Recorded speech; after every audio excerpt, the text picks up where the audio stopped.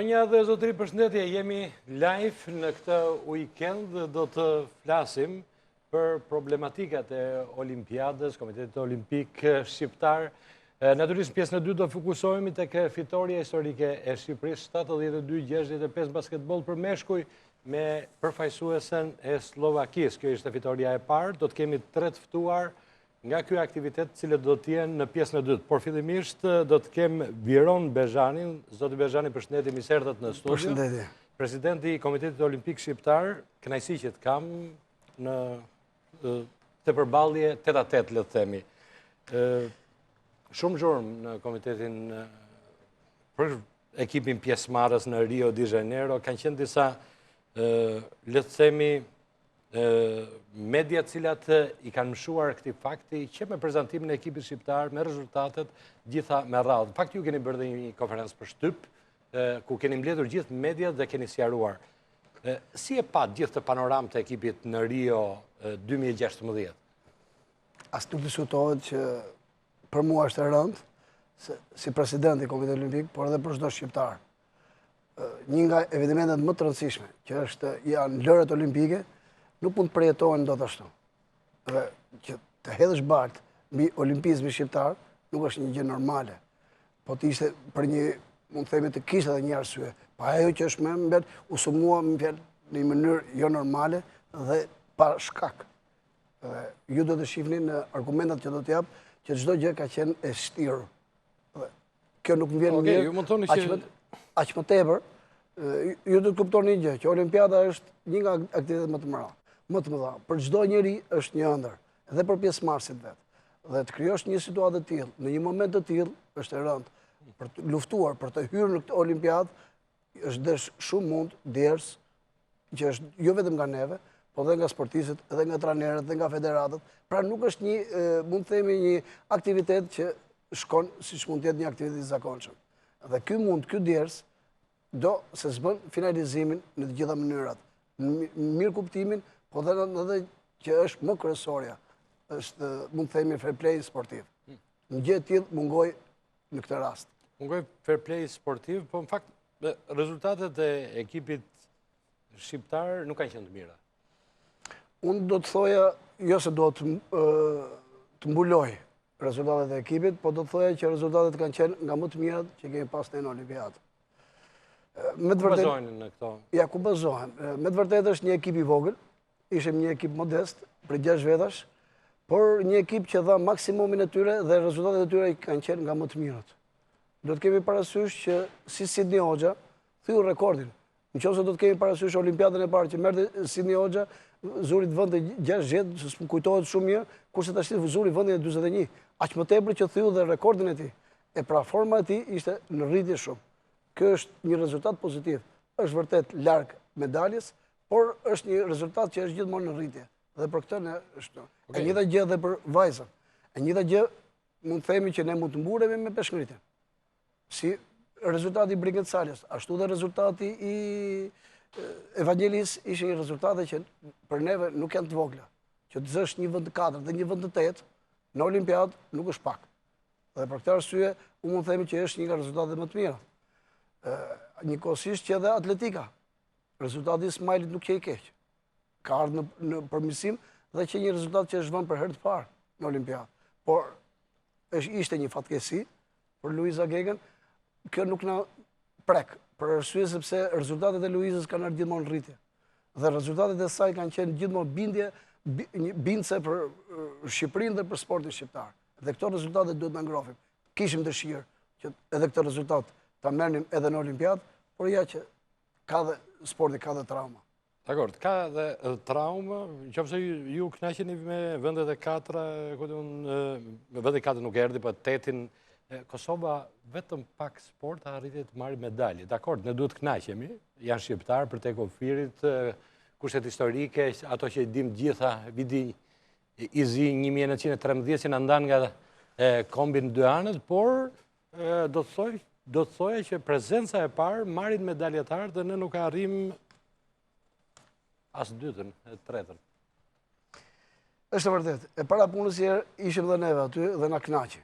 Ajo është një shqiptar. Çdo shqiptar kënaqet sepse është jashtë shqiptar. aq më tepër që duhet keni gjë parasysh që ajo ka filluar këtu tek ne. Ka marrë bursë nga Komiteti Olimpik, është stërvitur në Shqipëri dhe kënaqësia jonë jo vetëm që është shqiptare, por është e dyfisht. Është e vërtet. Duam gjysmën e medaljes. Duam gjysmën e medaljes. Është e vërtet që është një sportiste e mirë dhe neve kemi ëndër një gjë të tillë. Ju me të drejtë thoni që rezultati jon nuk që dha aq bindës. Unë ju thash rezultati maksimali që kishim neve. Dhe për të arritur tek ajo medalje që neve pretendojmë të gjithë që e ndërrojmë, duhet shumë punë.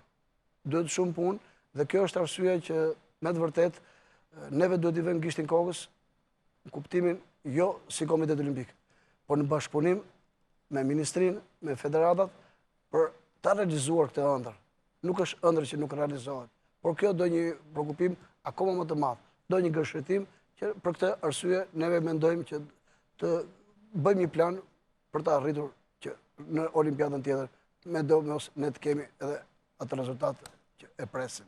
Është mirë që të shpresojmë, megjithatë jemi ende larg sepse janë nivele shumë të larta këto lloj sportistësh që shkojnë marrin medalje, sillin medalje ardh në vendin e tyre, duhet një investim dhe një ndërthurje institucionesh. Mbase piramida duhet të zgjerohet dhe të marrin pjesë shumë faktorë dhe aktorë që të arrijnë diçka të tillë, jo të kujtohemi vetëm një muaj ose 6 muaj para Olimpiadës. Unë u shpjegova më parë, ne nuk kemi kujtuar një muaj ose 6 muaj. Ajo që thatë ju është me vend, që duhet jo vetëm një faktor, po duhen 3-4 faktorë. Dhe kjo është arsyeja që neve jemi çik optimist për arsye sepse kishim kohë të bisedonim dhe me ministrën në Brazil, kishim kohë edhe me zëvendësministrin dhe me drejtorin e sporteve, po njëkohësisht dhe me federatat. Dhe jemi optimist sepse mendojmë që po gjejmë një gjutë përbashkët për të arritur më të mirën. Duhet ndryshojmë, zoti Bezhani, ne nuk sjellim dot medalje në Shqipëri olimpike. Duhet ne të ndryshojmë strategjinë. A ka një plan, a ka një gjenerim, një ide të re që ne duhet ndryshojmë mënyrën se si duhet i trajtojmë këta sportistë. Jemi larg këtyre rezultateve. Kjo është e drejtë dhe për atë po flas. Që neve mundohemi të bëjmë një plan strategjik që me të vërtet të realizojmë ëndrrën tonë. Për sa i përket këtij aktiviteti, ju e thatë 1 muaj, 6 muaj, ashtu duket në aparencë, kurse unë do të thoja që si Komitet Olimpik ne kemi 3 vjet që mendojmë për lojrat olimpike. Tashmë keni filluar për lojrat e ardhshme? E kemi që në mbledhjen që bëm dje, kemi menduar për lojrat e 2020-s, kemi bërë planin tonë. Do t'i themi edhe më mbrapa. Po unë do t'i thoja vetëm çka kemi bërë neve për këto lojra. Mirë rezultate. Pra sepse shpesh herë thuhet me vel që ore Komiteti Olimpik çfarë punë ka bërë. Dhe unë mund të them që kemi 3 vjet që po mendojmë për këto lojra dhe po investojmë për këto lojra. Po investojmë në të gjitha mënyrat. Pra, për sa i përket kualifikimit të trajnerëve, sepse për të arritur një rezultat, ju thatë që nuk është vetëm stërvitja, po duhet dhe trajnerë të kualifikuar, po duhet dhe kurse, po duhet dhe sportistë për të stërvitur në ambjende ose në vende në të cilin ata mund të arrinë rezultatet e larta. Dhe këto të gjitha neve i kemi bërë. I kemi bërë që asnjëri nuk mund të flasë në këtë drejtim. Them, e kemi bërë për arsye sepse kemi 3 vjet që po investojmë për të gjithë sportistët cilësor. Kemi harxuar $250.000 vetëm për stërvitjen. Kam vajtur në vend në dur? Po. Kemi bërë, mund të themi 8 kurse kualifikimi. Pra nuk është se janë harxuar lek në dorë. Ne kemi bërë kurse, kemi vetëm me plan dhe i paguajnë ndërkombëtarët. Kurse kualifikimi për trajner në 8 federata. Kemi çuar 8 federata, kemi çuar sportistët më të mirë, kemi stërvitur jashtë. Siç ishte, mund të themi, Luisa Gega, Smiley, siç është boksi, siç ishin pra të gjithë ne kemi shpenzuar që ata të stërviten në vendin më të mirë ku ata pretendojnë që mund të kapin rezultate. Kjo është e mirë, pozitive, zoti president, po një kostum nuk e bëni dot më tepër që të kishte sportistja në Olimpiadë që u bë një skandal i madh, të paktën në media. Unë e kuptoj, juve kaluat tek polemikat. Normale do kalojmë edhe te politikat. Dhe politikat dhe polemikat. Njëkohësisht, politika sportive dhe polemikat. Sepse në media ka qenë një skandal i madh, nuk ka kostum për ekipin shqiptar. Kështu është trajtuar. Okej. Unë mund t'ju them vetëm një gjë, që e gjitha është artificiale. Pra është një polemik e krijuar artificialisht. Si artificiale? Artificialisht, për arsye sepse po të bisedojmë me këdo. Ne si Komitet Olimpik kemi bërë maksimumin për ata sportiste. Dhe nuk mendoj që asnjëri edhe nga ju, edhe nga televizori, por dhe nga kushdo qoftë, të mendoj që Komiteti Olimpik nuk ka aq fonde, ose nuk ka dash për të pajisur një sportiste me kostum. Ajo ka ardhur ditën e hënë në Komitet Olimpik dhe ditën e martë në mëngjes është nisur për jashtë shtetit. Ka pas 5 orë kohë për të bërë akreditimin e kësaj sportiste. Ne kemi bërë të pamundurën që neve ta çojmë këtë sportiste jashtë. Do të kuptoni një gjë, që kam qenë vetë shefi delegacionit dhe për kryeministrin në Londër ka qenë duke mos e lejuar vetëm se nuk kisha kohë u desh një ditë për të bërë akreditimin. Kurse ne akreditimin e saj ja kemi bërë 5 orë. Në kohë rekord, dakord. Në kohë rekord. Po vetë sportistja deklaron. Ka deklaruar. Sportistja Që më ngeli ai moment magjik, nuk mora pjesë në Olimpiadë. Është e vërtet, ajo është një sportiste e mirë. Unë mund të themi që ajo që kërkon ajo është një ëndër, sepse ka dhe ajo një dëshirë që të parakaloj. Por mundësit tona ishin të pamundura. Nuk mund të kishim kohë që të bënim për 5 orë akreditimin. Ne i prem një bilet të jashtëzakonshme, që për çdo shqiptar do thotë që është një luks i tepruar. Pse? Sepse vetëm kishim dëshirë që ajo të shkonte me çdo kusht në Olimpiadë. Në këtë nuk kush ka faj, domethënë në këtë në këtë mes. Në këtë faj nuk ka faj asnjëri. Jetim faj, Jo, nuk është problemi se është jetim, por ajo është një, mund të themi, është akredituar në sekondat e fundit. Mbasi u kapën me doping, mbasi u liruan disa vende të tjera, u akreditua kjo sportiste. Dhe sot për nesër, në çdo lloj, nuk mund të kishim neve një robë, të gjithë kostumet e kemi porositur jashtë. Kostumet e parakalimit e kemi porositur jashtë dhe ne kanë ardhur nga jashtë. Kostumet e parakalimit. Një, e dyta, neve arritëm nivel që t'i blenim urgjentisht kostumet sportive. Me uniformat me gjithë, me veshjet, me kostumin e garës. Arritëm që të Okej, qartë që mos humbi minutat, atëherë ka pas dhe çështje tjera. Cindy Hoxha thot ka pas shumë pretendime ka shijush. Cindy Hoxha është një djalë i përsosur.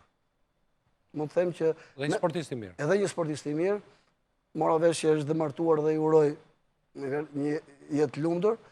Ju e keni bërë jetë në lumtur me bursat, me çdo gjë ne ja kemi bërë të lumtur, ai vetë është i qartë, por janë ato të shtirurat, janë të gjitha ato tendencat që me të vërtet edhe Cindy e ndente veten mjaft keq. Për arsye sepse të gjitha problematikat kanë qenë të shtirura dhe mund të themi asnjë reale. E them këtë asnjë reale sepse vetë Cindy kërkoi të falur. Unë e kuptoj shumë mirë. Ku e ka thënë këtë të falur? Në email. Nëse do të citoja 5 emailët, ne kemi komunikuar me Cindy Hoxhën në çdo moment. Nga fillimi deri në mbarim. Emailin e parë, emailin e dytë, emailin e tretë. Dhe ja kemi shpjeguar Cindyt që në Kazan ai ka çuar email në datë 6/7, që unë kam kap normat në Kazan thot, në të dy garët, në 50 dhe 100, dhe duhet garoj në 2 gara. I kemi çuar që shkresën që na ka ardhur nga FINA, që ai ka të drejtë të garoj vetëm në 1 garë, sepse nuk është marrë norma B, por janë vetëm me 2 ftesa. Dhe në 2 ftesa nuk lejohet të bëjnë në 2 gara. Vetë Cindy në email thuhet më vjen keq për këtë keq kuptim, ju kërkoj ndjes. Kur Cindy e shkruan këtë? Cindy vetë e shkruan në datën 6/7. Cindy e shkruan dhe ju kërkoj ndjes tot për këtë shqetësim. Unë ju lutem kohën më të mirë e kam kapur në Kazan në 50 metra dhe dua të garoj në 50 metra. Shprehimisht? Kjo është shprehimisht. Fjala e Cindy Hoxhës. Është keq kuptim. Është një keq kuptim, jo e keq kuptim, por është një dasha keqe e dikujt që... Po kush i bën gjithë këto? Dakor, media më tani për kostumin, për këtë më tani për Cindy Hoxhën. Kush janë këta dasha? Të gjithë do dalin. Rëndësi ka që kjo është e vërteta. Pra, Cindy Hoxha, 106/7, e dinte shumë mirë që do garonte në 50 metra. Cindy Hoxha e dinte shumë mirë që nuk lejohet të bënte në 2 gara. Na kërkon ndjes dhe thot në email një gjë të tillë. Cindy Hoxha e pa vetë, me sytë e vetë, që edhe për sa i përket kohës, që thot babai vetë, neve e kishim regjistruar Cindy Hoxhën në kohën ku është firma e sekretarit përgjithshëm dhe e presidentit. Keni tjetër çështje, Brikensalja. Brikensalja... Mos më thuaj që të ka sjellë dhe ky email. Jo, nuk ka sjellë email. Çështja e Brikensaljes është e tillë, po në këtë televizor, mund vjen keq që një gjë e tillë aq më tepër në momentin... Dakor, referohu, mos referohu tani, referohu sportistit. Pra, problemi ka qenë i tillë. mbas një deklarate, Po. në televizor që kam thënë që ka bursë. Dhe fill mas asaj deklarate, unë kam thënë që ka marrë federata këtë bursë.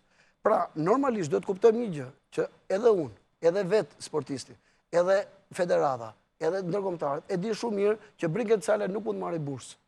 Brinkensale nuk mund marrë bursë se ka qenë i dënuar. Dhe kjo dije publikisht. Por për të mbrojtur figurën e tij, unë e thash dhe deklarova dhe një ditë më mbrapa. Dhe ata vazhduan për prapë. Kuptohet që ati që i ka leverdisur, ka arritur me të vërtet të çorodisi mas edhe sportistin vetë. Dhe e shfrytëzoi gjë të tillë. Ky është një turp. Është një turp për një gjë, për një arsye. Sepse neve në këto momente, secili do të kishte mendimin që të krijonim kushte sa më të mira që sportisti të jepte maksimale. Jo ta shqetësonim sportistin dhe të krijonim situata të tilla. Nuk është thënia ajo që e shqetësoi, por është mënyra dhe mund të themi dashakësia e 2-3 njerëzve që menduan ta fusin këtë rrugë. Kush janë këta? Ata njerëz do dalin, çdo gjë do dalin. Çdo do dalin, por është një turp sepse e para punës është një thënie me dashamirësi, por mos me nxjerrë një problem. E dyta, ajo nuk ishte një problem që duhet diskutojë në atë moment. Okej, mirë, ju keni pas një tjetër problem lidhur me ftesën e Federatës Mundjes për në Olimpiadë. Edhe këtu ka pasur shumë zhurmë. Shumë zhurmë. Kjo shumë zhurmë pra asgjë. Në të gjitha këto pikat, dhe kjo është arsye që në çdo problem unë kam dhe nga një dokument, sepse kjo është arsye që neve kemi mbledhur dokumentat para se të flasim. Nuk mund të flasim dot kudurum. Nuk mendoj as ju, as kërkushit mendoj që Komiteti Olimpik ose unë si president nuk kemi dëshirë që të marrim edhe një sportist më tepër. Aq më tepër që bëj fjalë për sportin tim. Dhe kjo është një dashakësi shumë e madhe. Ke pas deklarata të forta. Deklarata shumë të forta. Po flasim për personalitete të Mundjes, cilët kanë ngritur trofeu europian. Trofeu europian. Dhe kjo është një turp. Është një turp i radhës që me të vërtet e njollosi këtë olimpiadë me këto turpe. Si është vërteta? E vërteta është e tillë që deklarata ka qenë por në këtë televizor e presidentit të Federatës Mundjes, i cili ka thënë që ka dërkuar me Lalovicin, me presidentin e Federatës Botërore, së bashku me presidentin e Europës, të cilët i kam premtuar, por neve nuk po bënim një ftesë. Neve në datë 6 jemi drejtuar Komitetin Olimpik ndërkombëtar për sa i përket ftesave. Në kemi mundësi apo jo për të marrë ftesë, si në mundje, ashtu dhe në shtangë. Për arsye sepse edhe peshkëngritja kishte bërë një kërkesë të tillë.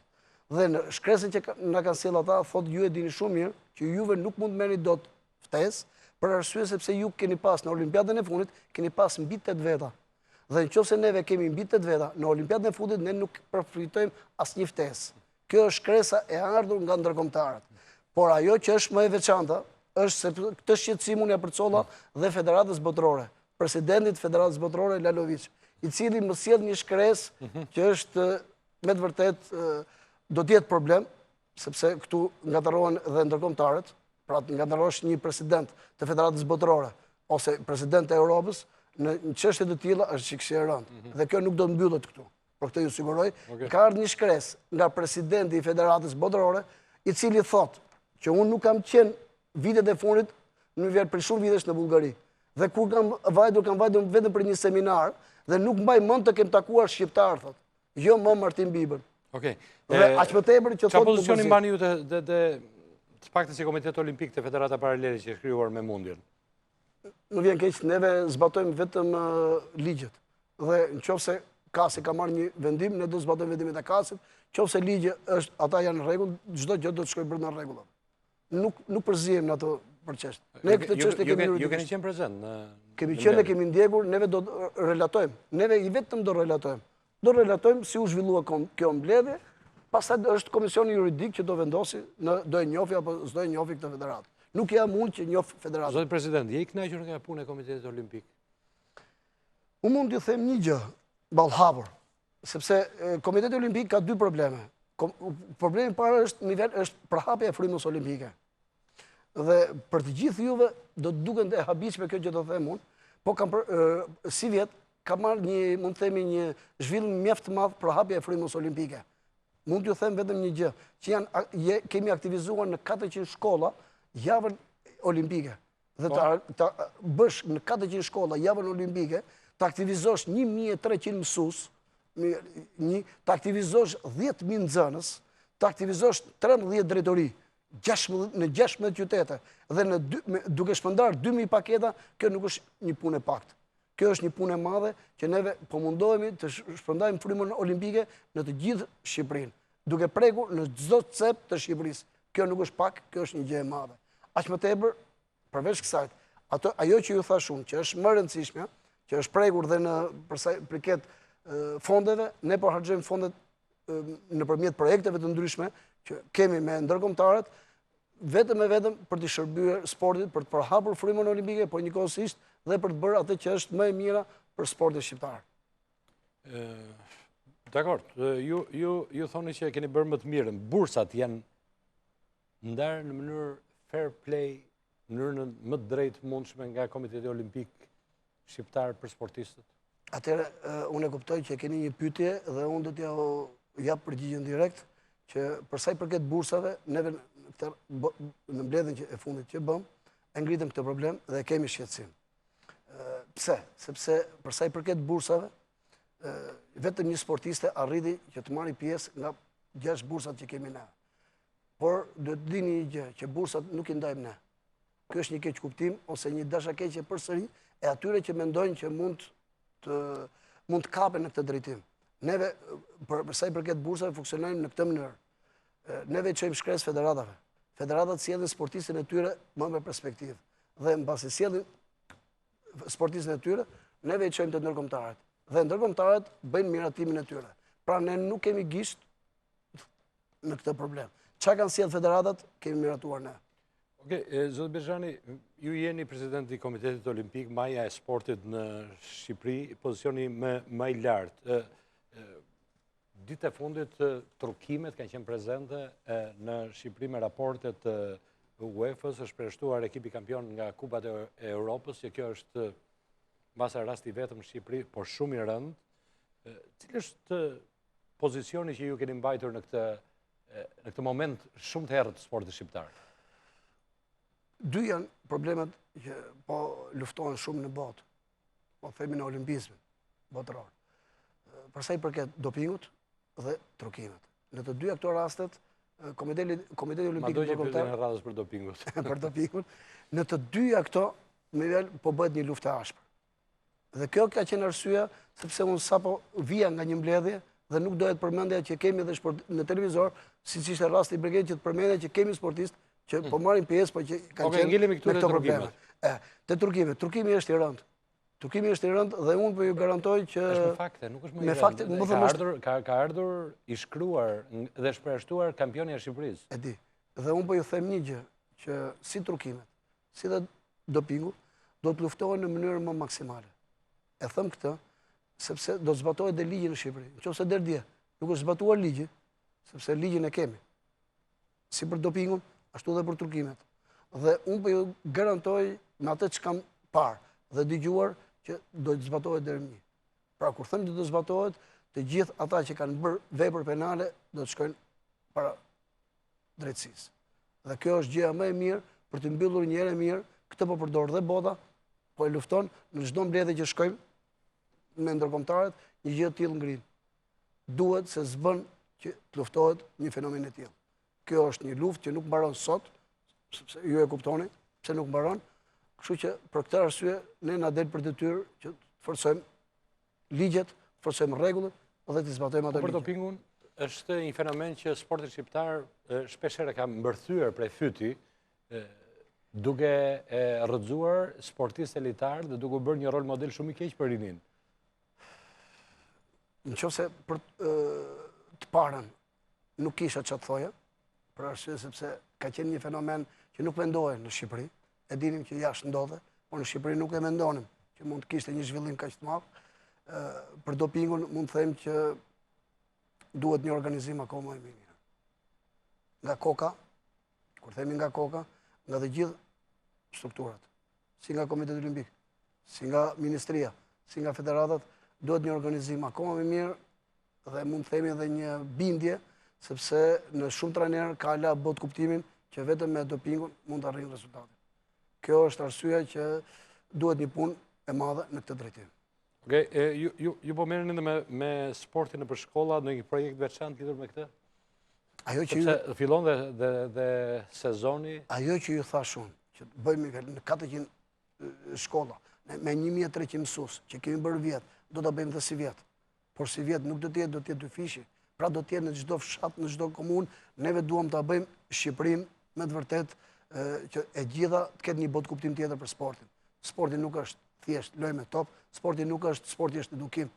Nuk ka edukim pa edukim fizik. Dhe për këtë arsye ne po i vëmë theksin në gjë të tillë. Dhe po bëjmë një punë goxha të madhe. Vërtet jemi 4 veta, vërtet mund të themi një pak jemi në Komitetin Olimpik, por puna jonë është mjaft e madhe. Dhe kjo është arsyeja që në fillim kërkova dhe kjo është arsyeja që dola dje në deklarat nuk duhet hedhur bart mbi punën e Komitetit Olimpik. Ka bërë një goxha punë, mund të kemi gabime, ndaj do të thoja që mbështetjen e sportin, edhe duke e kritikuar atë, por jo duke abuzuar me të. Në qoftë se kemi gabime, do kritikohemi se s'bën, por në qoftë se nuk kemi gabime dhe duke abuzuar, kjo është një gjë e rrallë. Qoftë se do merrni sër lapsë do i vijë notë ekipit përfaqësues ose që vajtin Rio de Janeiro. Çfarë notë do i vijë? Unë e thash në fillim që ishte një ekip modest. Kjo nuk do të parë tek ata dhanë. Jemi në fund. Jemi në fund, dakord, ata dhanë maksimumin e tyre. Unë jam i kënaqur sepse nuk mund t'i kërkoje më sinit përveç thyrë rekord, nuk mund të shkonte sinit e vendi parë. Ajo që Sër lapsin e ke vënë notën, se mbyllën. Nota është kjo, nota është kjo. Është sporti është dhe jetë. Dhe duhet një vlerësim akoma më i madh tek ministria, tek gjithë institucionet, edhe ai ligj i famshëm që do dali, që mund t'i vë një notë nesër pas nesër shumë më të mirë. Për arsye sepse notën nuk e vure, do e lëm për një herë tjetër. Dakor, flasim në një emision të radhës, se kënaqësi që ishe në Ora News dhe natyrisht do kemi tjera momente për të folur më gjerësisht, sepse sot ka qenë një ditë e mbushur, do jemi pak më vonë me kapitenin Gerti Shima, e dritë Hysén Agolli, natyrisht dhe gazetarin sportiv Henry Moja për të folur për basketbollin, por ne shkojmë për reklama. Fillimisht faleminderit dhe një herë që kisha presidentin e Komitetit Olimpik Shqiptar, zotin Viron Bezhani. Jemi me basketbollin pjesën e dytë. Mirë, jemi në pjesën e dytë të emisionit. Fillimisht folëm me presidentin e Komitetit Olimpik, zotin Viron Bezhani, për problematikat e fundit lidhur me ekipin përfaqësues në Rio dhe shumë çështje tjera. Tashmë jemi në një ambient më të gëzuar, vim nga Pallati i Sportit me një fitore 72-65 me Slovakinë, fitore e parë e kuqezimeve të basketbollit në grupin F, eliminatorët e kampionatit evropian. Kapiteni Gerti Shima vjen me një performancë shumë të mirë sot në parket. Përshëndetje Gert. Përshëndetje. Buzëqeshje sot. Më në fund. Më në fund. Fundi mirë, gjitha mirë, ka një shprehje. Ashtu është. Mbyllet, sikur të mbullohet. Jo, rëndësi ka që lojë mas lojë kemi treguar nivel në rritje, dhe kështu që edhe sot e mbyllëm me këtë fitore, dhe kështu që është. Okej, jemi natyrisht edhe me dritë Hysén Agolli, një tjetër protagonist sot në parket, me shumë topat kapur, rebound, deportime. Pash një me kapitenin aty ishe bukur shumë, më pëlqen shumë. Kena të përhershme. Ishe përhershme. Okej, i gëzuar, besoj. Po, shumë i gëzuar, dhe besoj që e meritonim, më në fund. Kishim dhe neshe tjera që mund t'i kapnim, dhe më thonë, si ajo me Slovaki, pavarësisht se sajt, kjo fitore fund fare në gëzoj. Eri Moja vjen në rolën e analistit, le të themi, gazetarit sportiv, përshëndetje Henri. Si e pe sot? Sot do përgjigjen gjatë apo shkurt? Shkurt, sa përdorim batut parë, sepse do shkojmë. Sot ishte ajo që ne duhet ta kishim bërë prej kohësh, po që atë që thetet i më mirë në fund, sepse të lë tani shpresa për vitin e ardhshëm. Masa edhe mosha e ekipit është premtuese me lojtarë të rinj që vini për herë të parë. Ne në këto eliminatore fituam Shestanin, Taflaj, lojtar 22, 18 vjeç, i fituam me këto ndeshje. Kjo është pozitive. Tashmë me shumë eksperiencë, një valizhe me eksperiencë në basketbollin në shqiptar edhe në Kosovë, kapiteni i ekipit. Si e pe sot këtë takim? I vështirë nga kundërshtari, kishim humbur ndeshjen e parë në transfert, Jo, e vështirë ishte sepse sot ishin gjithë ekipi ishe i fokusuar të fitoria, dhe kjo, kur je i fokusuar gjithmonë të fitoria gjatë gjithë ditës, domethënë është akoma më e vështirë edhe në parket. Duke pas parasysh lojën e parë që zhvilluam në Slovaki, që unë në 2 minutat e fundit lojën, domethënë erdhi kjo ndeshje, ishim përgatitur, domethënë që me këtë ekip mundemi të bëjmë diçka, sidomos fushën tonë. Edhe kështu që loja jon ka ardhur në rritje, po ta shohësh domethënë që nga ndeshja e parë kemi zhvilluar një takim mjaft mirë në Malzi pavarësisht rezultatit. Ishim pa Rashanin, lojtarin ton kryesor, domethënë organizatorin e ekipit, edhe kështu që u përballuar mirë me Malin e Zi deri në minutat e fundit. Humbja erdhi, nuk diskutoj, niveli më i lartë e kemi diskutuar disa herë këtu. Por që e rëndësishme për ne, siç e kam thënë edhe emisionin e parë që isha këtu, domethënë ishte ndeshja me Slovakinë, dhe kështu që e premtimi që të bëna aty për fitore erdhi, edhe kështu që kjo është pozitive. pozitive. Pak shikojmë kronikën e ndeshjes, shikojmë fitoren e kuqezimve në Aslan Rusi përballë Slovakisë.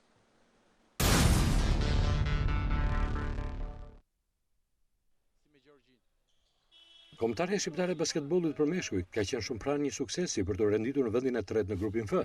Nëse do të ndodhte diçka e tillë, do të ishte hera e parë në histori që kuqezit do të renditeshin në këtë pozicion. Gjithsesi, kombëtarja shqiptare e basketbollit arriti të fitojë 72-65 përballë përfaqësuesës së Slovakisë, një ndeshje zhvilluar në Pallatin e Sportit Aslan Rusi në Tiranë. Ndeshja filloi pozitive për ekipin ton, duke arritur të kryesojnë me rezultatin 29-17. Në këto momente ishin disa gjuhetje shumë të mira të Voglit, Brodos dhe Topallit. Pikët e shënura i dhanë kombëtarës shqiptare më freskin lojë. Lojtarët luanin më lirshëm në parket dhe Brodos është regjizori i ekipit ton.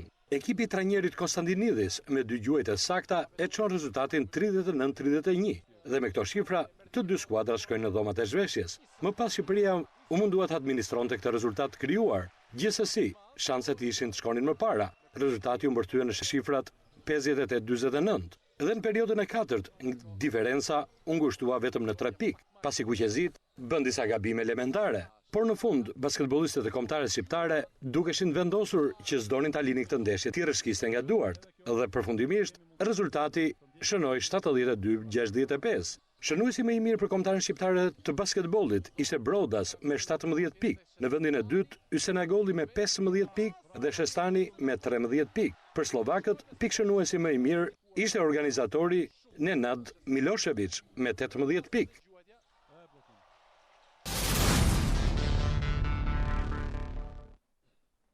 Pati shumë emocione, ishte një ndeshje shumë e bukur në Aslan Rusit, në fakt kur fiton kombëtare gjithnjëherë është bukur, qoftë dhe futbolli, basketbolli dhe voleybolli. Po në fakt në basketboll nuk vjen fitoria si në futboll që kohët e fundit jemi mësuar me suksese, vjen me pikatore, 7 vitet e fundit një fitore vetëm.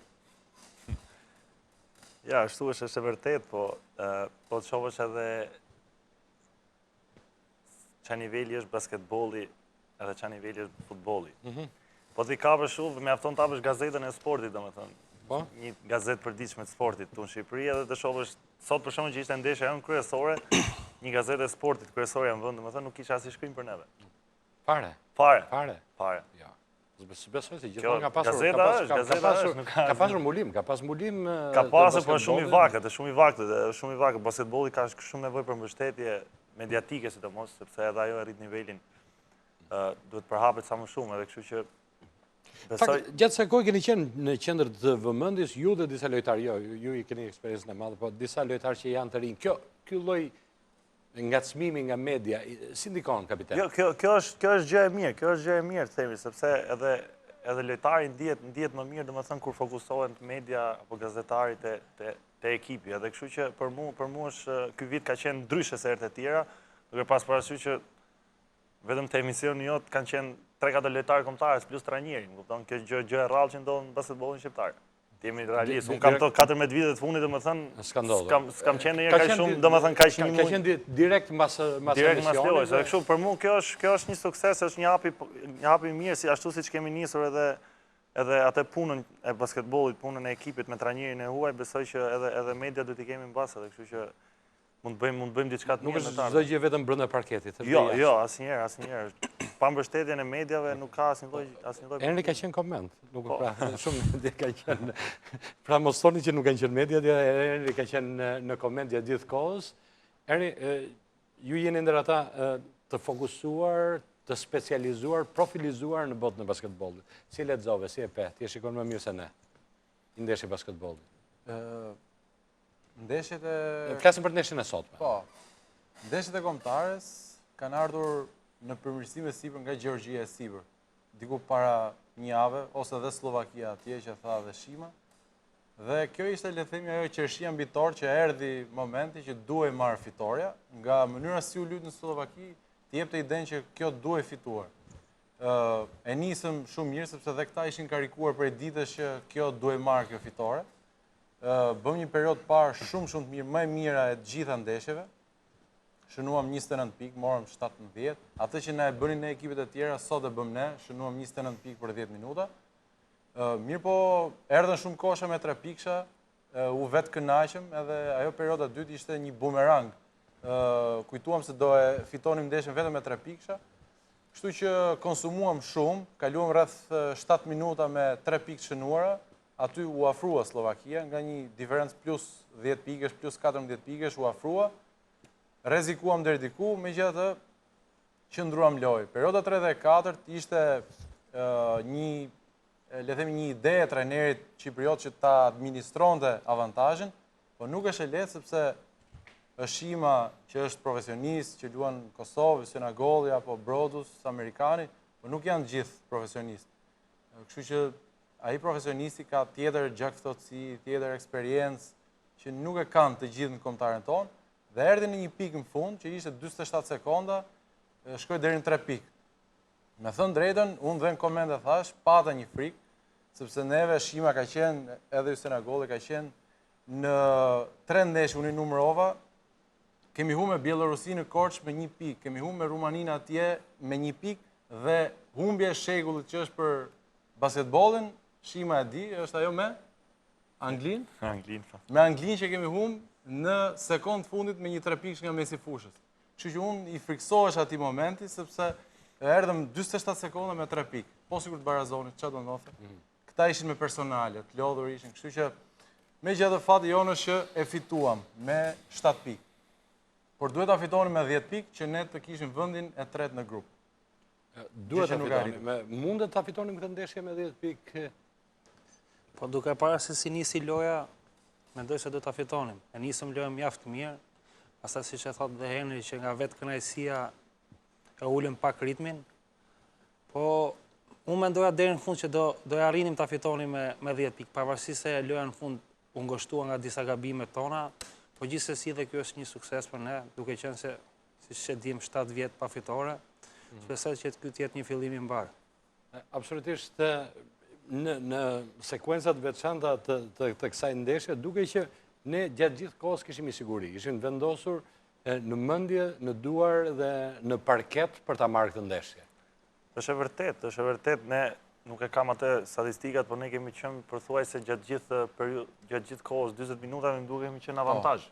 Edhe duke filluar nga ai fillimi i mirë, domethënë që e nisëm, siç e thamë më parë, për mua ndikon edhe lodhja, ishte ndeshja e fundit edhe kështu që ritmi i këtyre ndeshjeve me kombëtarë në shumë i lartë, niveli është shumë i lartë dhe nuk është si një ndeshje e rëndom që edhe mund ta anashkalosh me lojtarët rezervë.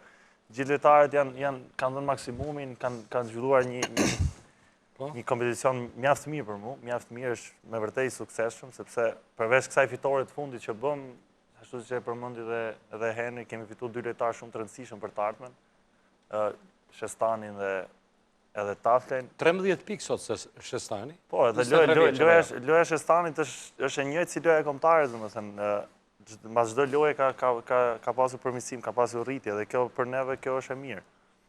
Edhe për të ardhmen. Kështu që besoj për mua ky kompeticion evropian, domethënë, këto eliminatore kanë qenë, mund ta them me plot gojën sukses, sepse pati një hov nga ai pushimi 4 vjeçar, pati një hov trajneri huaj, stërvitja ndryshe, mentaliteti ndryshe. Jetë, sot shikoj në një që bëjmë disa gabime elementare, apo janë pjesë e basketbollit? Ato janë pjesë e basketbollit. Në këtë lojë vren më shumë ato gabime, sepse ishte loja e tillë që aq e fortë pikë në pikë, edhe kështu që dallohen më shumë se lojat e tjera. Se ato gabime i kemi bërë me Gjergjin, por ka qenë loja 20 ca pikë për ato, dhe kështu që edhe mund ta nashkalojmë. Po sot ishte loja që ishim gjithë kohës përpara, nga 13 pikë, vi fundi lojës vjen 3 pikë, kështu që ishin dy momente që gati na ngrit zemrën, atë tham, edhe sot iku.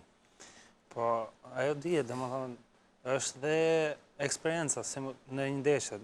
Ajo dihet që ne 4 vjet pa luajtur ndeshje ndërkombëtare, shumica e lojtarëve viti parë në kombëtare, emocionet ishin mëdha, sidomos nga lojtarët e ri, dhe emocioni po në vetën.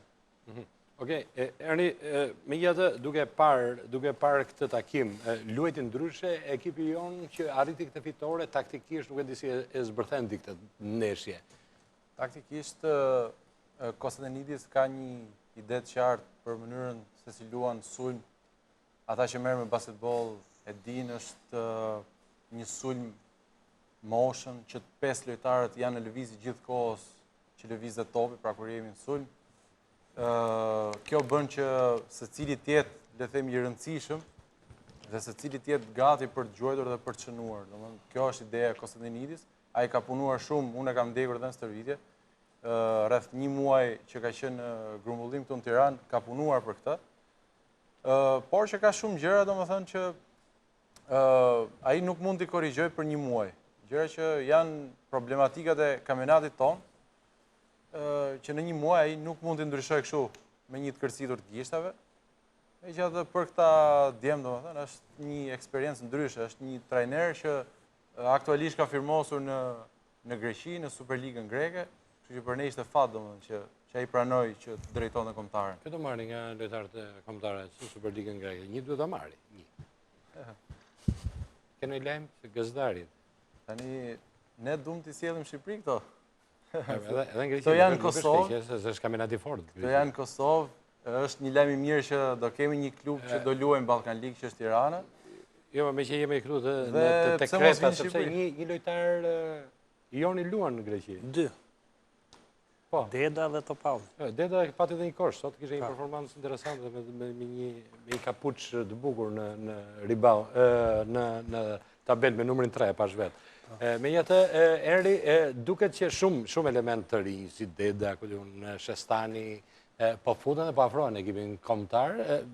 Do thoja që pjesa e Shestanit, Shestani ishte normale kvalitet, sepse kanë ardhur shumë lojtar, Shestani dhe Taflaj, i cili i ka treguar që i ri në mosh tregon që mund të marri përsipër. Këto të dy janë... Këta janë lojtarët kualitativ, sepse emra ka shumë, janë dhe Kola...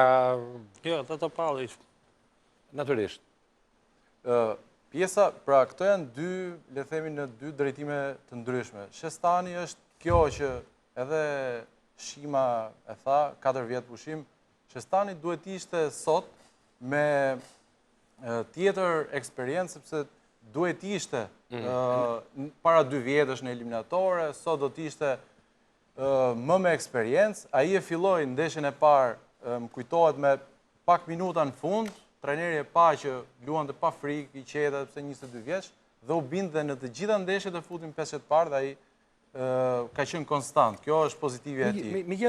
Ndërsa për sa i përket Taflajt, është një lojtar që ka ardhur nga kombëtarët e moshave, i ka marrë me radhë, u 16, u 18, u 20, që pra Shestani nuk e ka patur këtë fat, dhe e ka shfrytzuar mirë këtë pjesë. Tani ai vjen kombëtare, megjithatë është 18 vjeç. Domethënë, unë e pash dhe në emisionet tjera, në këtë emision, përmendet shumë, është për të përmendur, është goxha talent, por le t'i lëmë kohën e dur.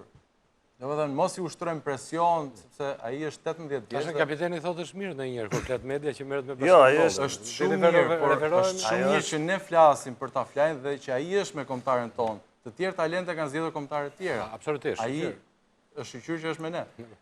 Por që mos i ushtrojmë presion, ta lëmë të rritet me pak fjalë. Ne përmendëm 2-3 emisione më parë për Kosovën. Kosova ka disa që kanë kanë firmosur, pra janë me kombëtare tjera. Luajti këtë edicion kundër Slovenisë dhe kishte një kosovar kundër. Pra, shpresoj që kjo mos na ndodhi ne, dhe ky është fati që ta flaj zgjodhi Shqipërinë dhe jo një kombëtar tjetër. Sepse është i ri në moshë dhe janë disa djem talentuar, kapten, se ti i shikon më mirë atje. Për mua, domethënë, kemi një pruje shumë tre, domethënë, kombëtare, unë thash rreth 4-5 lojtarës nuk i njifshe. Edhe kështu që për mu, Tafle ka një eksperiencë tjetër, sepse ashtu që përmendi edhe Henry që përveç atyre kombëtarëve është rritur në një nivel tjetër basketbolli. Vjen nga një shkollë malazeze që ato dinë mirë se si zhvillohen talentet. Nuk kemi nevojë t'i bëjmë neve analizë atyre. Ka firmosur ka 2 vjet mos u gaboj që luan në Itali, ka firmosur me një ekip me ekipin e parë të Reggio Emilias, edhe kështu që ai nuk është se ka pak eksperiencë, pavarësisht se është mjaft i ri. Shestani tash do të presim të Shestani, sepse Shestani me sa di ka firmosur me ekipin me Teutës, edhe kështu që jam pak sepse do marrë pjesë në kampionatin shqiptar. Kjo është e gjitha domethënë. Kjo është e gjitha domethënë. Do të lëvizten masën në po, niveli kampionatit shqiptar masë nuk i përshtatet tyre ndeshjeve dhe kështu që bie në atë, po me ekipin e Tiranës që është forcuar mjaft shumë, mjaft domethënë me këto për punën e Ballkan Ligës, ka sjell lojtar të huaj dhe trajner të huaj. Masë edhe Durrësi do jetë në lëvizje edhe ekipet e tjera dhe kështu që masë do të bëhet një kampionat interesant. Okej, ngelemi pak se do jemi në pjesën e dytë, do flasim edhe për këto.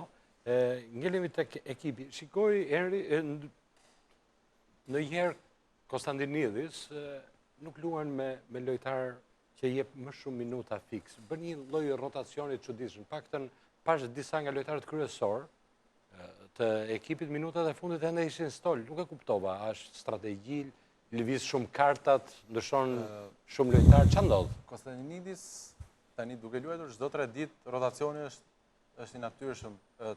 Të dy që i kemi ne sot në studio kanë luajtur çdo ndeshje mbi 30 minuta për ndeshje. Këtë e bëri dhe amerikani Brodus, derisa arriti edhe një tërheqje muskulare. E sot duke që sot se pash mirë, si ishte mirë. Në krahasim me me nivelet e tjera, me Gjorgjin ishte spektakolar. Po, ka sot patur një tërheqje muskulare dhe sot me përtej limiteve luajti sidoqoftë, luajti minutat. Domethënë nuk ka qenë mirë.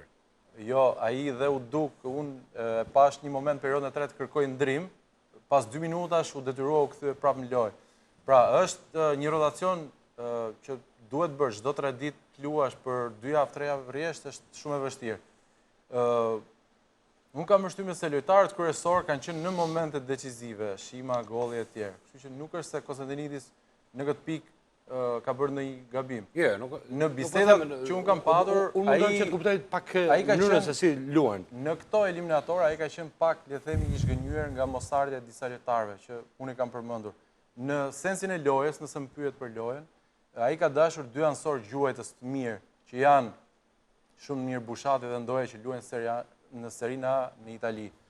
Sepse ka një organizator të mirë, amerikani, ka 2 qendra të mira, i duheshin 2 ansor shooter shumë të mirë, që ky nuk i kishte këtë vit. Pra po themi nivel të Serie A, se dakord, këto që kemi. Por që këto i munguan. Tani ai ka shpresë vitin e ardhshëm. Vitin e ardhshëm fillojnë në nëntor, ndryshon dhe formati. Do ngelemi çik në pjesën e dytë do flasim gjitha për ato.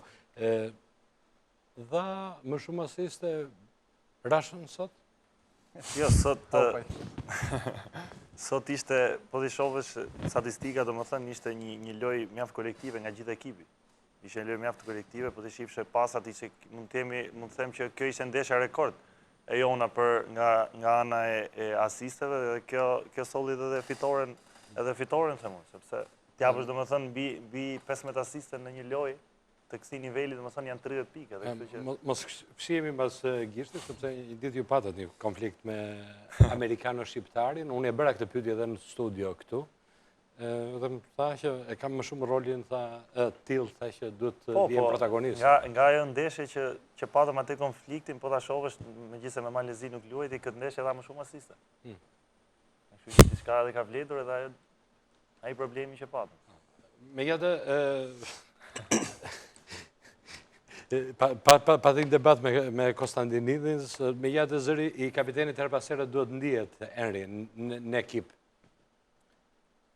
Shima e ka dhe për herë të parë, si kapiten e vuri natyrisht autoritetin, megjithatë vetë Shima në lojë është shembull për pjesën e altruizmit. Edhe sot unë e pash, po edhe ndeshje tjera që përpiqet shumë ta bëjë shënoj Ysena Gollin. Edhe lojtarët e tjerë domethënë kanë fat që të kenë një qendër 4 siç është ky, që gjuan shumë mirë për 3, punon aty në zonë, pason shumë për qendrën 5, domethënë është një lojtar që është kryesor brenda dhe jashtë fushës. Ka probleme Shiriti në ekipin e kombëtar se ju se keni dhe me Shirit si...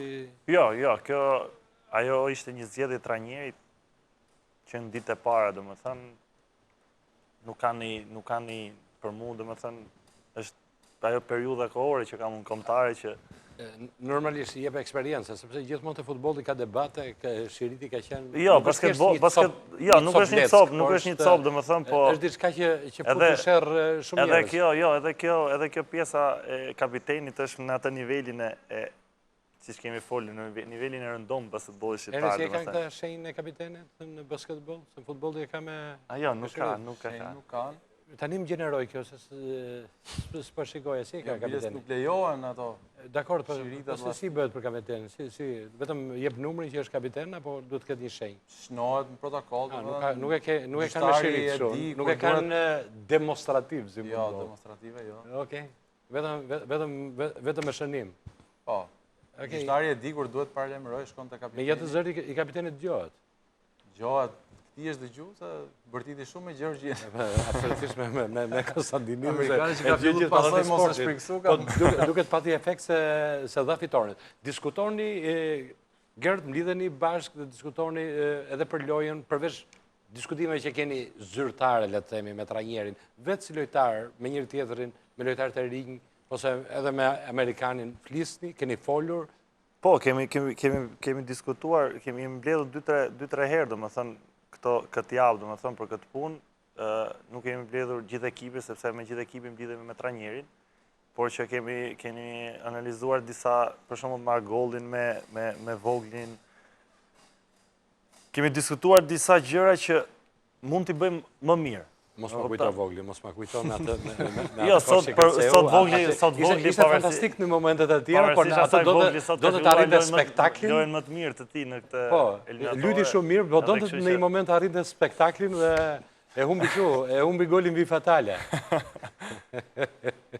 Mirë se po shkojmë drejt fundit batute paktën për këtë pjesë.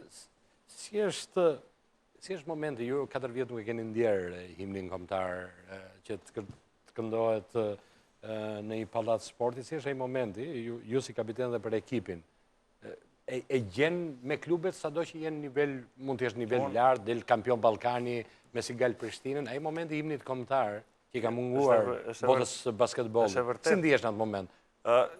Për mu nuk është era parë, dhe më thënë, po edhe me klube kur jemi, para çdo ndeshje kënohet himni kombëtar shqiptar edhe në Kosovë. Po? Edhe është një gjë shumë fantastike, sepse këndohet nga, nuk është as me muzika, por këndohet nga gjithë salla, nga 3000 veta që janë aty shikues. Sepse nuk është zyrtare, e këndojnë.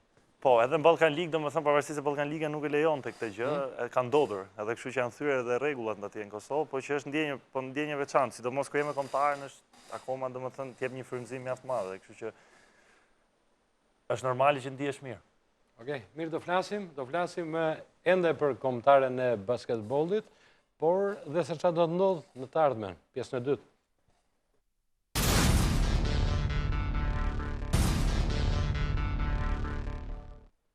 Është një weekend i bukur i basketbollit, një nga ato që janë të pakët, nga ato weekende që nuk buzëqeshin çdo ditë, por sot ka buzëqeshur, 72-65 në një fitore mreslënse të kuqezimeve përballë Slovakisë, një kundërshtar i cili ishte i fortë në shtëpinë e tyre, na mundën, por sot ne kishim një shans historik që të fitonim edhe me 10 pikë dhe të zinim vendin e tretë në grupin F, një vend cilën nuk e kanë zënë kur kuqezit dhe paktën nga statistikat asnjëherë kombëtarja nuk ka arritur që të lejë ekipe mbrapa. Tani që mos shkojmë shumë larg domethënë. Kemi lënë ekipe mbrapa. Paktën ka qenë divizioni B, ka qenë divizioni B. Në eliminatorët e kampionatit evropian asnjë s'ka ndodhur. Divizionin B po. Në B, po jo në Po, në atë nivel ku kena marrë. Në këtë nivel? Këto të dy se i kenë studio dhe kush e di kur i ke, se do ikin në Kosovë, kanë mundur në 2009 Serbin, që u trumpetua në futbol, po basketbol iku kështu, pa u marrë vesh fare. Dakord, por nuk ka qenë... 2009 në lëra mezetare. Dakord, me Serbin, por... Serbi? Dakord, po formacioni, ja? Formacioni, ai që ka qenë. Dakord, se ka pas diskutime të mëdha. Diskutime... Që t'jemi dhe pak, sepse Serbia është finale olimpiade, edhe ne pam dhe diferencën me Malezi që ishte. Serbia është, ka high class basketball edhe ekip, por varet kush ka qenë ajo, që t'jemi dhe realisht. Për këtë rast, më shumë është bërë buj humbja e tyre në Serbi se sa fitoria jo në Shqipëri. Okej, pse që ndodhi atje, se ke gjymuar këtë? Jo, e kam gjymuar sepse kam qenë pjesën e shtypit. Po, kam qenë, është bërë buj e madhe, më thënë. Ato shumica e tyre lojtarëve janë kryqëzuar në mënyrë kurse të nesh thjesht është kaluar hase. Ne themi jo formacioni parë, jo ashtu. Ai ishte ekipi i Serbisë, kanë qenë në U21. Kanë ardhur me U21 shumica e lojtarëve, kishin lojtarë me eksperiencë mosh, domethënë, po ishin në baza ishte U21, sepse lojrat mezetare, gjithë kombëtarët e Evropës, domethënë që janë ato më të mirat, gjithmonë vinë me ekipin me U21, me më të rit, me shpresat, si thua. Ne edhe kur i kemi fitore, do nxjerrim një gjë, do themi. Po, e pa diskutueshme. Ngelemi fillu. Unë bëmi shans që të kishim një vend të tretë, që do ishte një pozicion shumë i mirë. Të paktën në fillimin e këtyre eliminatorëve, ne ishim outsider, Slovakia ishte ka kushte të tjera, trajnimi e tjerë. Është e vërtet. E kishim dorë sot, mund të arrinim. Po ta shohësh edhe rënditjen pak të kampionatet, pak të eliminatorit, dhe më thënë, neve me Slovakinë jeni në të njëjtin vend, në 92-in, mos gaboj. Në të njëjtën rënditje. Edhe këtë kompeticion, dhe më thënë, edhe në pikët e shënuar dhe në pikët që na kanë shënuar, dhe më thënë, kishim vetëm 10 pikë diferencë, dhe më thënë, total ndeshjes.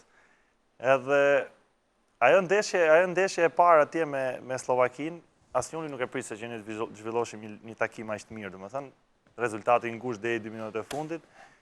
Kishim shumë mundësi që ta fitoshim këtu me rezultat më të thellë, po për mua kjo e rëndësishme është ajo fitoria që bëm sot se sa i vendi tret. Pse them, sepse thash, është një fitore që vjen mas shumë kohësh. Është një fitore që vjen mas një 4 vjeçari pushim që për mua, domethënë, edhe unë e kam shprehur edhe nëpër media në atë kohë, domethënë që ishte tur për basketbollin shqiptar mos merrte pjesë në eliminatorët europianit, sado ekipi dobët tjetë.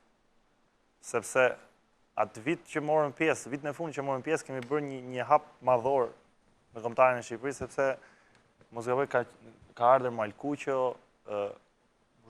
Bushati, Karaj ka qenë. Më kupton, edhe kështu që u bë një kthes. Në gjithë to vite që kemi bashkë, domethënë, asnjëherë nuk kemi luajtur gjithë ekipi. Gjithë të lojtarë që luajnë jashtë, Ndoja, Bushati, Kuqo, apo Karaj, apo Bilali dikur me Sokolin.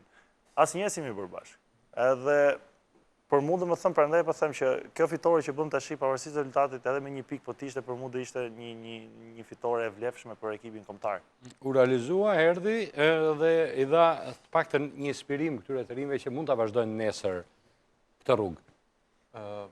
Është inspirim, po për të vazhduar pak idenë e shimës, domethënë ju dha një shuplak, po themi atyre që diku para 4 vjetësh thonin pse të mblidhet kjo kombëtare, sepse ne nuk fitojmë ndeshje. Para 4 vjetësh ne humnim me 4-5 pikë Bielorusia, Suedia, kush ka qenë në atë grup. Pastaj u mora i vendim, pak rëndësika, u diskutua gjatë dhe pati nga këto ide që pse të mblidhet, sepse ne humbim ndeshje. Nuk e di, domethënë. Kjo nuk është logjik. Edhe ka çuar shumë rapa basketbollin tonë. Nuk është po atëre u tha, domethënë. Dhe u tha dhe u bë. Kjo është më e keqe se ti sa thën vetëm. Jo, u bë, pastaj u tha. Pastaj okej, çka kaloi, pak rëndësi ka. Kanë kaluar shumë gjëra, domethënë, ne kemi fituar për të fundit para 7 vjetësh me Zvicrën, Kipron. Kanë ndryshuar shumë gjëra, të mirët u bën të këqijt u bën të mirë, kështu është komuniteti jon. I vështirë komuniteti i basketbollit është pyetje për 3. Është i vështirë dhe që do ta vazhdoj dhe diçka tjetër. U transmetua ndeshja e parë që luajtëm në Gjergji. Gjergjia ka lojtar të NBA, njëri nga ato ka firmos tani me Golden State, nuk po vazhdoj me të tjerë, në Euroligë e tjerë. Humbëm, pritej. Dhe në momentin që ne po transmetonim që ishim koment, shkruajnë mesazhe, pse nuk kritikoni, pse nuk shani. pse duhet i shaj?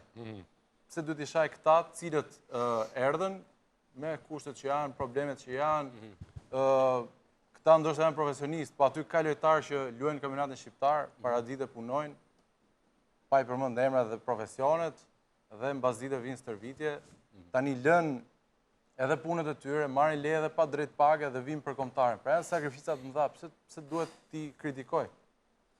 Ky është niveli, le ta rrisim, pse duhet shajmë? Megjithatë, këto 4 vjet e kanë lënë shumë mbrapa basketbolin. Mbase nuk do ishim në këtë nivel, sepse do ishin afruar edhe të tjerë, paktën ajo atmosfera që e nisëm atë bisedën, himni kombëtar, sot pat edhe një mbështetje, më pëlqeu tifozët u futën atë klimën e ndeshjes, në atmosferën, kur gjunin personalet, reagonin ndaj kundërshtarëve, duket që një performancë e mirë sjell njerëzit në pallat. Një fitore i afron më shumë ata. Është normal. Në fakt, ne kemi pak atë mentaliteti, se duke pas parasysh nga loja parë që lutem tu në Shqipëri, domethënë sot sisin as 40% atyre. Por që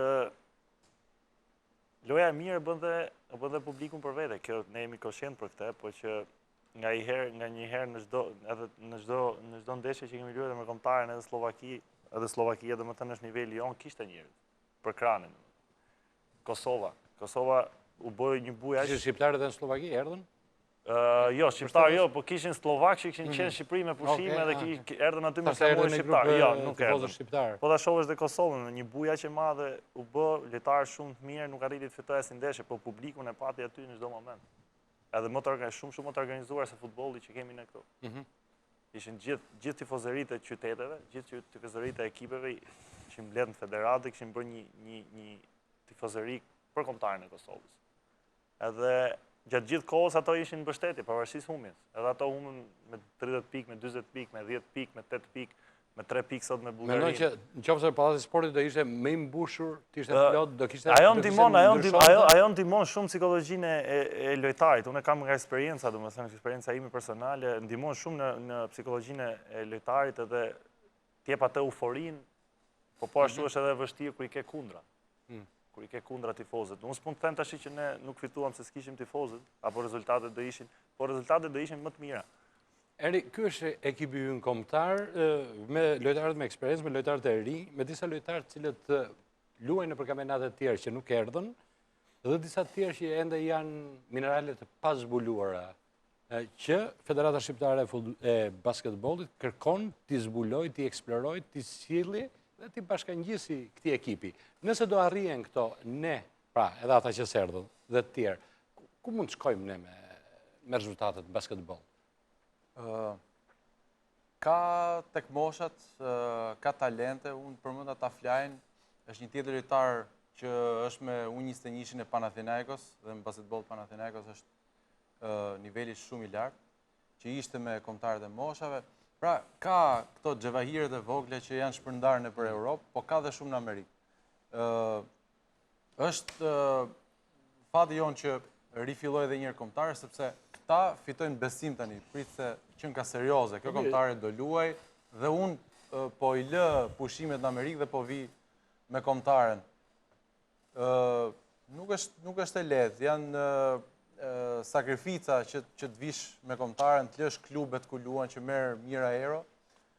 Kështu që kjo kombëtare tani i krijoi besimin këtyre talenteve të rinj, këtyre 20 vjeçarëve që ndoshta edhe ne nuk i dim akoma. Absolutisht, por futbolli e ka mënyrën e kërkimit, e ka më të specializuar, ka shumë njerëz, zyra që kërkojnë dhe eksplorojnë çdo ditë edhe negociojnë për këta lojtarë. Te basketbolli ç'a bëhet? Si funksionon? Ti je brenda këtij komuniteti? Tani Federata e Futbollit, unë di që Mbase ka dhe resurset, edhe ka shumë njerëz. Dhe basketbolli si kërkojnë? Kush i kërkon? Ka dhe zyra nëpër shtete, ku ne kemi shumë emigrantë, Itali, Zvicër, Greqi e tjerë. Ne nuk e kemi këtë luks, pra basketbolli nuk e ka. Ka një buxhet të vogël, janë pak njerëz që punojnë. Kështu që nuk besoj se kjo mund të arrihet si futbolli. Ti pyete pak më parë çfarë mund të arrijmë. Ne duhet mësojmë që të jemi pak të duruar, e duam suksesin shumë shpejt. Bëhemi fatalist me njerë, se këto humbje, sot që u bë fitoria, u mbush Facebooku, Shqipëria, ne dhe asnjë tjetër, duhet bëhemi pak më realist. Ne jemi shteti vogël, duhet i marrim hapat një nga një, siç kanë bërë këto që kemi rreth, Malizi, Maqedonia e tjerë. Maqedonia pak nga pak ndërtoi derisa shkojnë në 4 e Europës. Malizi tani e ka këtë brezin e mirë dhe ku i dihet ku mund të shkojnë europian. Këto bën hapa sapi, po hapa sapi duhen edhe ato që ne i themi në çdo emision. Edhe unë prap po t'i them prap do harrohen. Dakor, palestrat e tjera. Duhet t'i rikujtojmë sepse infrastruktura është shumë e rëndësishme. Të gjitha këto mundet një ndërthurje e mirë, një gëshëtim i mirë, midis këtyre faktorëve mund të bëjë që ekipi nesër të ketë një tjetër nivel, apo jo? Po, them se duhet, përveç infrastrukturës, them që duhet ketë edhe federatat merret me kërkimin e lojtarëve në për botë, se me sa kemi dëgjuar ka shumë, po nuk i njohim, sepse ke shumë emigrantë, sidomos në Amerikë kemi marrë vesh që kemi shumë basketbollistë që luajnë nëpër kolegjet e Amerikës. Me sa di unë, ka dhe lojtarë shumë të mirë që luajnë në NCAA, po se di, a kanë arritë kontaktojnë apo jo. 2 prej tyre erdhën këtë vit, ishte Bibera dhe Kola. Bibera u dëmtua gjatë fazës përgatitore dhe Kola vazhdoi me ekipin. Natyrisht janë afrime, mbas edhe gjithë kjo jonë e këtyre eliminatoreve, mbas gjithë kësaj faze 4 vjeçari pushim, mund të bëj dhe thithi këta element të vinë, sepse në njerë kombi është dhe si magnetë, vinë, kanë qef, nuk është vetëm klubi.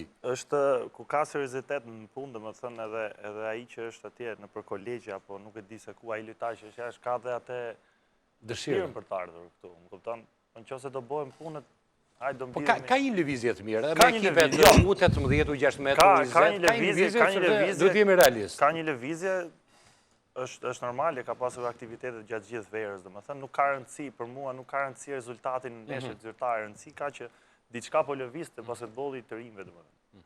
Diçka po lëviz të basketbollit të rinjve. Duke kaluar edhe të ekipi parë, dhe më thënë, për mua, thash, e kam thënë edhe më përparë që në fillim të pa filluar Europiane, që afrimi një trajneri me këtë lloj eksperience, në ekipin kombëtar është ndihmë shumë e madhe. Çfarë do të vije Konstantinidis në këto eliminatore? Ai nuk ishte brumin më të mirë të mundshëm, kështu që nuk e gjykon dot. Megjithatë unë e kam parë në stërvitje, është shumë, le themi, me ide profesioniste, modern, në gjithë idet që ka, janë ide të reja. A i ftoj dhe trajnerët kampionatit. Janë të reja për basketbolin tonë, për trajnerët dhe basketbolit që luajnë? Janë bashkohore. Janë bashkohore, skema, mënyra stërvitje. I bëjnë trajnerët tonë këto lloj skemash, këto lloj lëvizje? Përpiqen, nuk i kanë dhe kushtet, pra që të kenë një përgatitës vetëm atletik, që të kenë njërin vetëm për anën teknike, etjere. Nuk i kanë mundësit. Enri tani përpiqen ka këtë diferenca. Përpiqen, i bëjnë apo jo? Po nëse i dinë trajnerët është diçka e mirë, kjo që ti e përmend U16, U18, sepse janë orientuar tek trajnerët e rinj. Ata, për mendimin tim, janë mirë, lexojnë, ndjekin këto kurset e FIBA-s, edhe me vetë parat e tyre. Mendoj që janë mirë. Nuk kanë ndoshta kushtet si në, pra atë që thash, me 2-3 zëvendës trajnerë, me mjek etj. Por lexojnë dhe me moshat punojnë. Shima, në fakt, ky ekip kombëtar premton për nesër, për eliminatorët e ardhshme, prapë ç'a mendohet të ketë ndryshime, si do jetë sistemi, vitin e ardhshëm, ç'a keni dëgjuar, ç'a thuhet, na jep në një lajm tashmë. Ç'a do bëhet me ekipin? Nga biseda e fundit që zhvilluam. Se s'tregon fare. Jo, nga biseda, ja të jem sinqert, nga biseda e fundit që pas ndeshjes, në domat e Zhvecën, por mbas asaj përgëzimit që na dha trajneri, na tha që do jemi, tha, vitin tjetër, tha, në muajin korrik do grumbullohemi. Po për shqyqyrë, në nëzirë në i lejë. Edhe kështu që nuk kemi në një kompeticion, sepse Europiani do ketë një format ndryshe nga vitin tjetër. Qa formatit do ketë? Do i përshtatet afërsisht futbollit, dhe më thënë gjatë gjithë kampionatit në për ekipe, lojtarët do mblidhen për shembull një herë në nëntor, ne kemi ndeshjen e parë për shembull. Do kthehemi nga ekipet tona këtu 2-3 ditë, 2 ditë stërvitje, ditën e tretë. Është më pozitive për mua kjo është pozitive sepse janë të gjithë lojtarët janë të përgatitur maksimalisht, sepse janë të gjithë në për ekipet janë në kampionate sipër, janë të gjithë përgatitur nga ekipet e tyre dhe nuk vinë në një periudhë për shembull siç ishte verës, që marrin kampionatet në prill, maj edhe derisa të grumbullohet kombëtare me një gusht janë 3 muaj vetëm pushime. Edhe kjo besoj që kjo do jetë edhe rritje në nivelin e kombëtarës. Po 3 pikëshat i ke përmirësuar në Kosovë? Se të pashtit kishe ardhur dora fort të radhë të eliminatore. Jo, stërvitja e bën atë domethënë. Okej, kjo është pozitive. Doja të bëj një pyetje, me këto firmosësh? Akoma se dim. Për momentin jam lojtar i lirë. Akoma në negociata me 2-3 ekipe. Po folë si në Kosovë dhe në Shqipëri kam pas oferta. Po të shohem, të lem kohës. Ka dhe pak kohë. Nuk tregojnë, e ke mirë Enri që thoi komuniteti basketbollit është i vështirë, nuk ta ndjerin Lajm Nikollaj. Edhe Agolli është nga më të vështirët, se i mban të 3 me shpresa. Po, 3 këndësh barabrinjës. Merr atë ofertën që do në fund. Okej, po më tha një që mund të shkojë te Tirana, është e vërtet? Po. Ka zëra? Ka zëra. Po se lën Kosovë prapë të thonë i gjatë shumë në bën koshte. Njëra është që edhe Shima ndoshta më vonë ai ka kontratë mirë tek Prishtina, por t'i kthehen kampionatit shqiptar, edhe Kostadinidis e ka thënë këtë, pa i përmirësuar gjërat këtu brenda. Dhe kampionatin shqiptar mos kërkoni ndryshime madhore në kombëtare. Duhet ndryshoj kampionati, mënyra Po kjo Liga Ballkanike që do marrë pjesë Tirana, ka marrë pjesë dhe Vllaznia më parë. Çfarë mund t'i japi? Si mund të lëvizi gjëja këtu? Tirana do futet në Ligën Ballkanike, unë them se do i shtoj Oreksin dhe këtyre skuadrave të tjera. Vllaznia ka qenë para 2 vjetësh, mund të hydhe Teuta ndoshta vitin tjetër. Është pozitive, Tirana do të ketë tani 4 lojtarë të huaj, trajner të huaj, do të jetë më profesioniste, do i shtoj dhe të tjera të shkojnë drejt kësaj. Vetëm diçka, domethënë, është pak e çuditshme që akoma nuk ka lajm çfarë do të bëhet me këtë rregullin e 18 vjeçarëve, që është një rebus i madh. Pra, nëse ai do të vazhdojë, do thotë që ai amerikani që do të marrë disa mijë euro do rinë stol se do luaj ky 18 vjeçari me detyrim. Për mua është një rregull që ka dështuar këto 2 vitet e fundit dhe them se ka ardhur koha të hiqet. Kjo do jetë pozitive. Megjithatë, e ndjek kampionatin shqiptar Ger? Ti ke një karrierë në disa vende, Bosnjë, Hercegovinë, në Kosovë, i gëzuar dhe titujve dhe entuziazmit madh, prapë të mungon kampionati shqiptar. Çfarë do i këtij niveli? Jo, është e vërtetë, kam shprehur, domethënë dëshira e madhe është që unë të kthehem kampionatit shqiptar, por që kam shprehur edhe më parë nëpër media që me nivelin që nuk po flas, unë jam në nivel shumë i lartë, por niveli që është në Kosovë, domethënë ka shumë ndryshime me nivelin që është këtu. Që nga puna, që nga serioziteti, që nga kushtet. Kush do të Kosovë tani? Cili ekip? E ke mbyllur?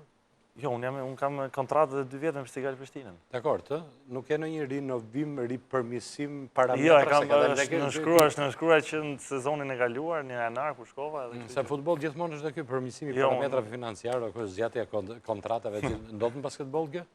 Ndodhë edhe jo, dhe më thënë, po që tash për moment jam lojtar i Prishtinës, dhe më thënë, kam pas oferta ashtu si Agolli, sidomos nga ekipi Tiranës, dhe më thënë, por që dhe alin kohës.